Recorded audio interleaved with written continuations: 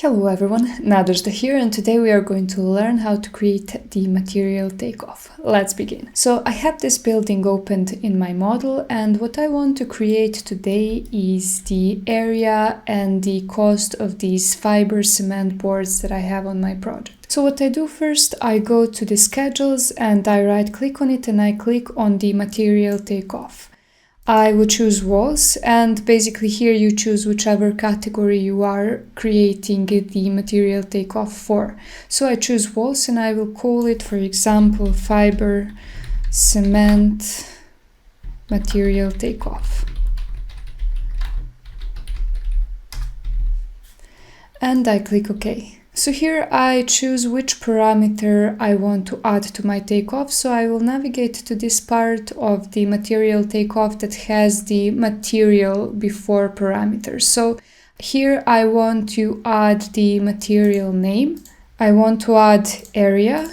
Maybe I want to add the manufacturer. I want to add cost, and one more thing that can be useful to you is base constraint, because this parameter allows you to separate your material by the levels. So I will add base constraint, and let's just organize them in a way that it will be more efficient. So first I will add base constraint to be in the top, and then I have name, and then I will just switch manufacturer with area, and here I will leave area and cost. Here you can check whether you want to include the elements from links, and I don't have any links in this model, so I click OK. And now I have all of my materials in one place. So in order to filter by the name, I go to the filter tab, and here if I want to just create this takeoff for one single material, I am going to choose the material name. By the end of this lesson, I will also teach you how to actually turn this material takeoff to actually the material takeoff of all the walls you have in the project, but let's begin with just one material. So once I have added filter,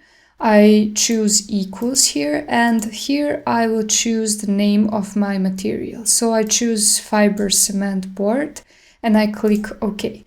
And now everything that I see is this one material, but let's organize this schedule a little bit more.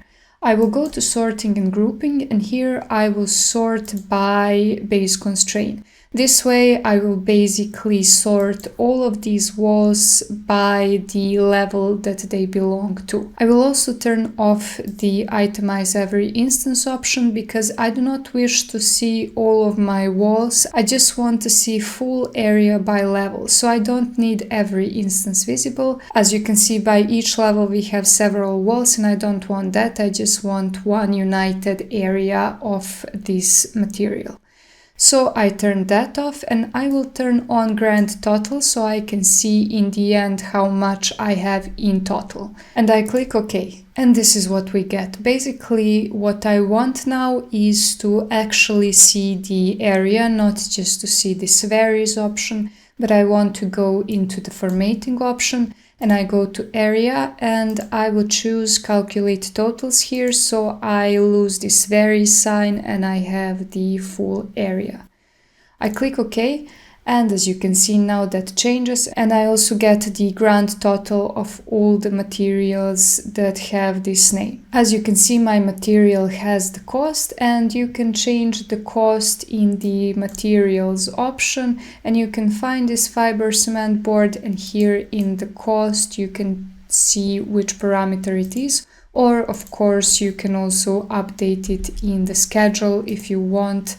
That is one faster way to actually update any of the parameters in your project. So now I have all of the materials, and the handy thing about schedules in Revit, you can actually select any of these groups of walls or instances if you have the schedule with instances, and you can go to 3D or any other view and you can actually select these groups of walls. So that is very handy when you want to, for example, check something, if you have some number that looks weird to you and you want to go back to model and just see what is going on. This is the way you can do it. And now I want to actually assign the price of this material, because we have the cost here, and this cost is actually, for example, 10 euros per square meters. and I actually want to see the final price of this material. So I go to the fields again, and I will add the calculated parameter. Here I basically want to calculate the price mathematically. So I will call this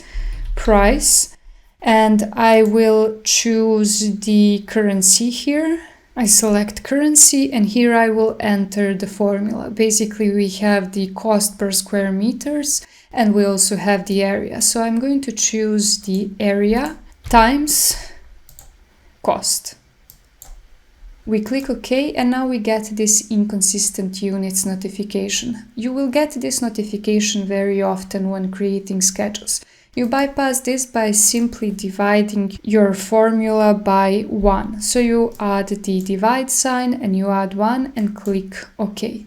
And now I click OK once again. And we have to do the same thing we have previously done for area. We have to go to formatting, and we find the price, and we click calculate totals to get rid of this varies sign. We click OK, and now we get this price of each material. You can also customize this price by going to formatting, and you can select your parameter and you can go to field format. Here you can use the project setting, and that way you can actually go ahead to your project units and set everything up to be default for everything. Or you can uncheck this and you can decide this for only this table. So we can go to unit symbol and we can add the unit we want, for example euros, and we can choose how many decimal places we want. Let's keep this at 2, and in the end you can click OK.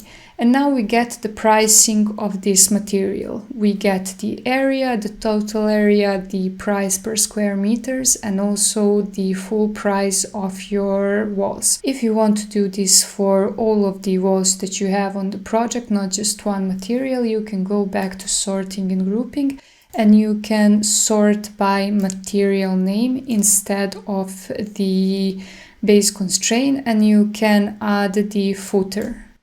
You can also go to filter and get rid of this filter we have defined in the beginning of the lesson and click OK. I will also turn off the base constraint. I will go to the formatting and I will check this to be hidden field. In this instance, I don't even need it. I can just remove this parameter completely from my schedule, but I have just wanted to show you this option as well in this tutorial, so I will just select hidden field and click OK. And this way you now have this parameter in your schedule. You can sort by it, you can filter by it, but it is not visible. This is very handy because very often you will need parameters for filtering and sorting, but you will not need them to exist visually.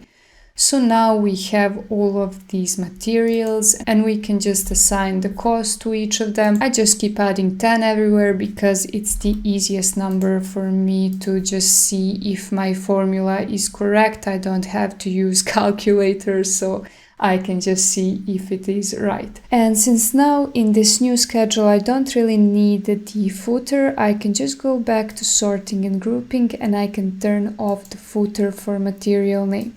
This way we get the very clean schedule of all of the wall materials. So this is how you do the material takeoffs. If you liked this video, like and subscribe. I post them every couple of days, and thank you for watching and see you in the next lesson. Bye!